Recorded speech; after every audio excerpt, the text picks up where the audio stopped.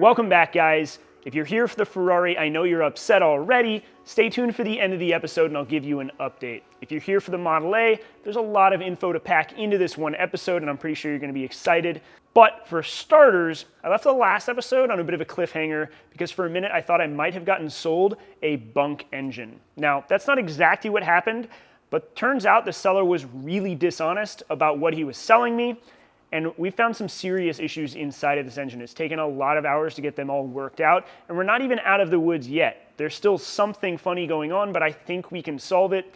I'm not ready to name and shame yet, but let's just say I am very unhappy about what has transpired, and I'm gonna work hard to get it sorted out.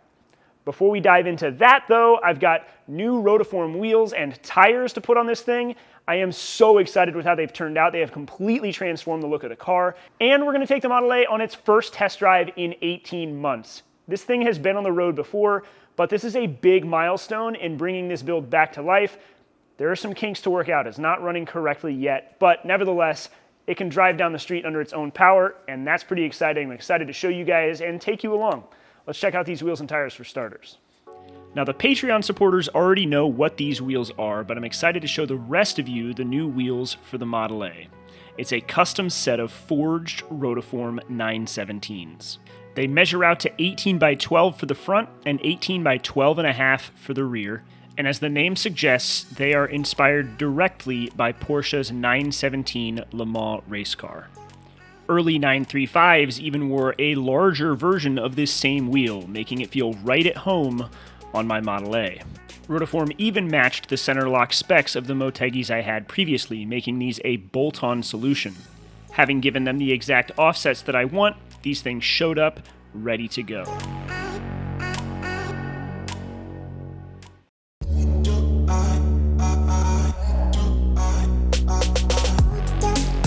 Now, a lot of you guys might wonder why I'd switch out the Motegis given their incredible history. And while I will admit that they were quite cool in their own regard, the 917s here are the look I've always wanted for the Model A.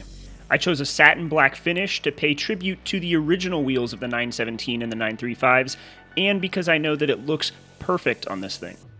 I'm really happy with how these absolutely transformed the entire look of this car, and it's given me something new to fall in love with, which is important when putting a car back on the road like this.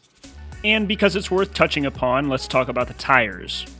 These will get replaced at some point with some proper street-friendly Nittos, but I had these sitting around the shop as takeoffs from Jeff Zwart's 2020 Pikes Peak Hill Climb Porsche 935. It really felt like a perfect way to drive home that Porsche tribute and inspiration, and I have to admit that the race slicks really drive home the one-of-a-kind look for this one-of-a-kind build. So thank you, Joey Seeley from Emotion Engineering, for throwing your trash in my direction. Now, before we can test drive the Model A, we've got to talk a little bit about some of the hurdles we had to overcome before we could get it to the point of drivability. Because I mentioned we spent 2 whole days at the dyno trying to get this thing to run right, and it didn't want to play ball. Now, if you don't want to hear me ramble for a few minutes and tell this story, you can check the timeline down below and just skip ahead to the test drive. I won't blame you at all. But if you want to know how somebody has tried to screw me over on this thing, it's story time. Now, I mentioned that I bought this engine technically used, but I bought it from a Ford dealership. And I was told that this engine was ordered for a Shelby F-150, and when they realized that the trucks have a different firing order than the Mustang motors, they bailed on the project, pulled the engine right back out, and put it back in the crate. They sold it to me, and I was told it was completely untouched otherwise. Now, at the dyno, after 2 days of fighting with it, the tuner said, "Mike, I have tried everything possible, and I am fully convinced that something in that engine is off. I think it's out of time, but I don't know how or why, because this engine is supposed to be new. It's supposed to be new." We got the truck back to the shop, and I started the process of doing a full compression test, and it had perfect compression, and I would expect that if a cam was out of time, compression on one bank would be kind of messed up. You'd have an air leak on the valves, and you would not have good compression numbers. It wouldn't be the same bank to bank. So I put the call out on Instagram, and a Ford tech made the drive up here from San Diego and spent until 3 a.m. here at the shop helping me diagnose and fix what we encountered. Now, he asked not to be put on camera, so I'm not going to name him, but if you are watching, you are a hero, you are a savior. I cannot thank you enough. What we found after diagnosing and looking at the engine very carefully, we came to the realization that the bank 2 cams were 180 degrees out of time. It explains how we had perfect compression and how none of the valves would hit the pistons because the valves are following 2 strokes off. They're following the piston on the power stroke when they think, so to speak, that it's the intake stroke, and vice versa. They wouldn't hit the pistons, but the engine wouldn't run right. It's not timed correctly. Now, how does this happen? Does Ford make this mistake? No way. How does somebody time it perfectly 180 out? I don't know, but that's not a question that I need to have an answer for. The seller does. So I called him up, and I knew that somebody had been in this engine. And how did I know that? Because it had the wrong valve cover gaskets on it, and it puked oil everywhere at the dyno, and it was missing bolts from the timing cover. All clues as to how somebody has been inside of this thing. So I called the guy that sold me this engine, and I explained to him what I had encountered, and that I wanted something to be made right here. Now, I'm not asking for a full refund. I'm simply asking to be made whole because this has cost a lot of money, time, and parts in order to make this thing run correctly when I was told that I was buying a new engine. I have the ad to prove it. Now, as soon as I explained what we were dealing with, his story changed. Oh, I told you that we pulled the whole motor apart, that we pulled the cams out, that we changed the cams, that we changed the cam phasers, so on and so forth. We did everything we could in order to get that engine to run correctly in the truck. No, that was not listed in your advertisement. That was not explained to me when I called. There is no way I would have bought this engine if you had told me, hey, somebody has taken this thing apart, because why would I buy that? Now, a little bit of this falls on me for buying an engine that isn't truly new, and I know that. I should have done that, but engines in this configuration are not available right now. So I took a leap of faith and I felt confident buying an engine from a dealership. Now, I'm not ready to name and shame yet, but somebody needs to make this right because this isn't fair, this is not what was advertised, and this isn't right. It's not the way you do business. However, we got the engine retimed for the most part. Something is still amiss. It's not perfect yet. I need to get this engine in the hands of somebody who really knows these engines and can confirm once and for all that the timing is perfect. But I think we can solve it. The engine does seem happy, it has good compression, and it runs reasonably well given the issues that we're facing. I pulled an all-nighter, I got the truck completely put back together for Friday morning when we were supposed to have our video and photo shoot. Andrew from Animal Auto showed up at the shop at 7 a.m., got a base tune put on this thing, and we were able to take it for a test drive. Check it out. Now, as I get this thing fired up, make sure you check your headphones as there's going to be some loud volume coming up, and make sure to subscribe if you haven't yet, if you want to see this thing once it goes on the dyno.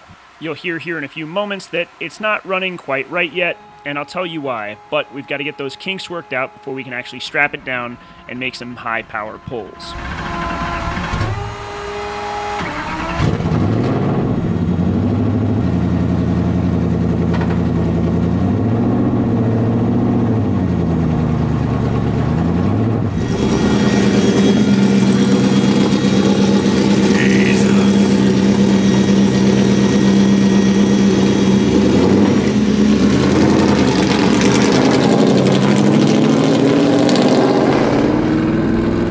I promise not to talk through all of these driving clips because I know you want to hear it, but I'll preface this by saying, as mentioned, we haven't worked out all of the kinks yet. You can hear it as the car stumbles when very much throttle is applied, and we have to throw way too much fuel at the car for it to run the way that it is.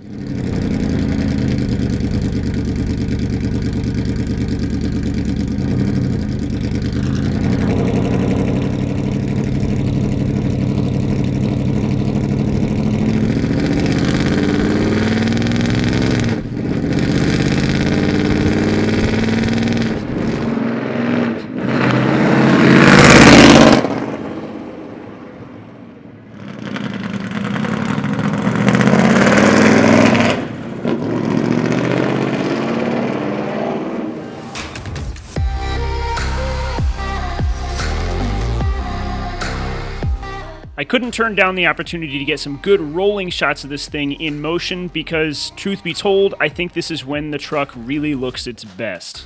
It's not every day you get to see your own car moving around, but this makes me that much more eager to get this thing tuned up and making all 800 or so horsepower.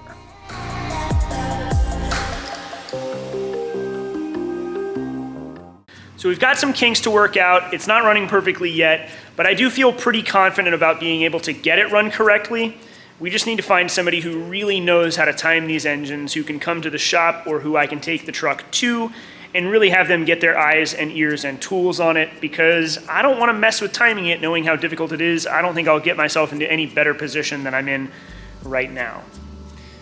Now, some of you guys know that I've been hammered down trying to get this thing done for Friday's event. It's a photo shoot and video shoot that I've been rushing to complete this truck for.